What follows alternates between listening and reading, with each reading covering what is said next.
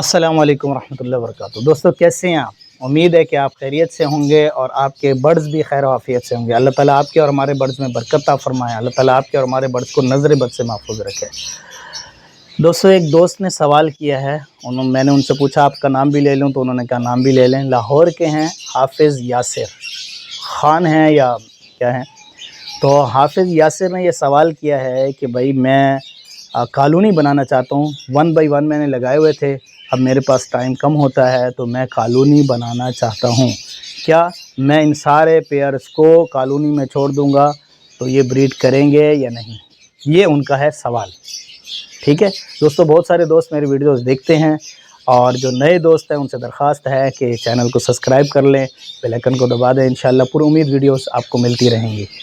देखें, आप अगर कॉलोनी बनाना चाहते हैं, चाहे वो जावा की कॉलोनी हो, चाहे वो लव बर्ड की कॉलोनी हो, चाहे किसी ऑस्ट्रेलियन की कॉलोनी हो, देखें तीनों पे हम बात करेंगे। आप जावा की कॉलोनी बनाते हैं तो क्योंकि जावा आपस में लड़ते कम हैं, लड़ते हैं फिर भी कम लड़ते हैं, तो उनकी कॉलोनी कामयाब हो जाती है। चाहे आप बड़े पेयर ब्रीडर 1 बाई 1 लगे हुए को कॉलोनी में छोड़ दें, ठीक है, या आप पट्ठे ख़रीदें, उनमें मेल फीमेल कंफर्म करें और उनको एक साथ छोड़ दें, तो वो भी अच्छी ब्रीड करते हैं। जावा में ऐसा मसला नहीं है।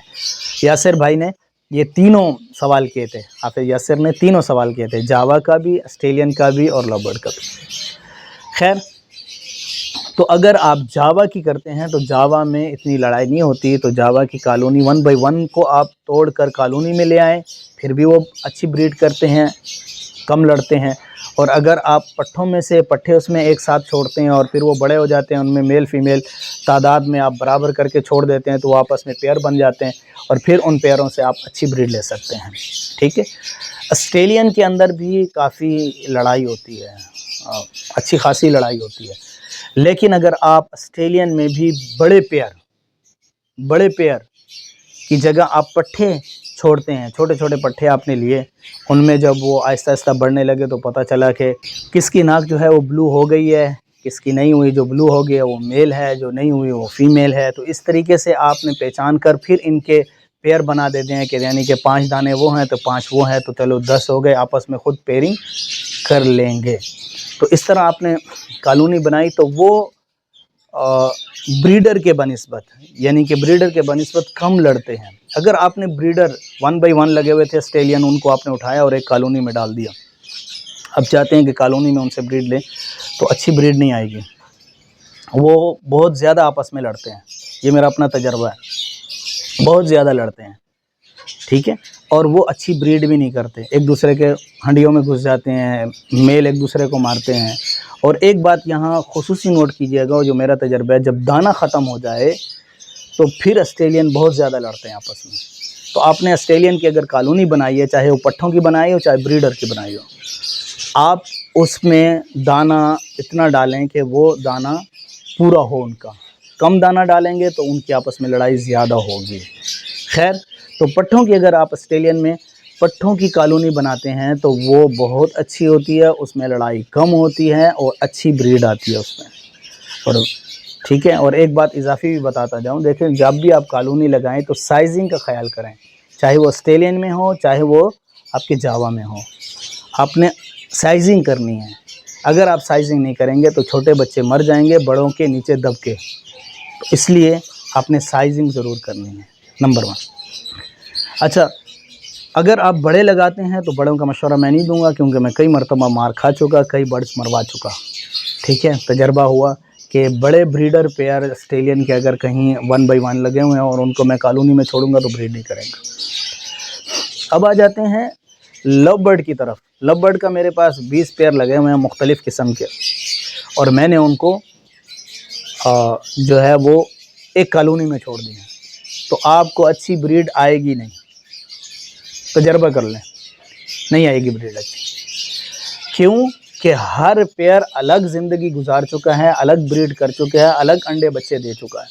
अब अगर उसे आप कॉलोनी में डाल के ब्रीड करवाना चाहेंगे तो वो ब्रीड नहीं करेगा। इसलिए नहीं करेगा कि वो 1 बाई 1 का आदी है, वो अपने पोर्ट के ऊपर किसी और को दाना नहीं खाने देता। تو اب اسے ایک ہی پوٹ پہ دانہ کھانا پڑے گا تو وہ نہیں، بہت مشکل ہے۔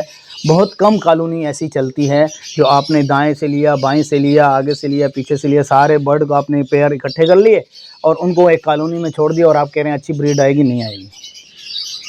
اچھی بریڈ آپ نے لینی ہے تو آپ پٹھے لیں، پٹھوں میں بھی، کیونکہ لو برڈ میں اگر کوئی ماہر آدمی آپ کے پاس ہے، ہڈی سے وہ چیک کر سکتا ہے اور کنفرم ہوتا ہے تو بالکل ٹھیک ہے، آپ میل فیمیل کنفرم کر کے اپنے کالونی میں چھوڑ دیں، ٹھیک ہے۔ جب وہ پٹھے ہوں گے 3-4 مہینے وہ اکٹھے بڑے ہوں گے، پلیں گے اور پھر آپ باکسز لگائیں گے تو ان میں لڑائی بریڈر کے مقابلے میں بہت کم ہوگی۔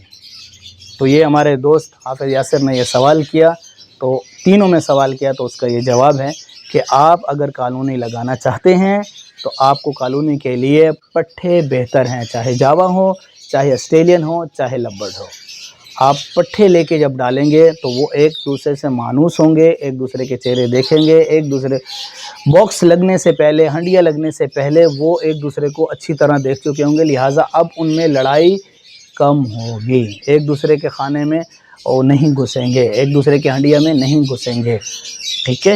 تو تب وہ آپ کے پاس اچھی بریڈ کریں گے۔ اگر آپ نے سوچا کہ میرے جو ہے نا، اب میرے پاس ٹائم ہے نہیں اور میرے جو ہے نا 40 پیئر لگا ہوا ہے، میں ایک کالونی بناتا ہوں 40 پیئر کو چھوڑ دوں گا، تو بریڈ تو آپ کے پاس آئے گی لیکن الا قلیل، چھوٹی چھوٹی تھوڑی سی بریڈ آئے گی۔ تو اسی لیے جو ہے آپ نے ایک تو کالونی کے اندر پٹھے خرید کے ڈالنا ہے اور پھر کالونی میں آپ نے سائزنگ ضرور کرنی ہے۔ اگر آپ سائزنگ نہیں کریں گے تو پھر بھی آپ کی بریڈ اچھی نہیں آئے گی، بچے مریں گے، ٹھیک ہے دوستوں۔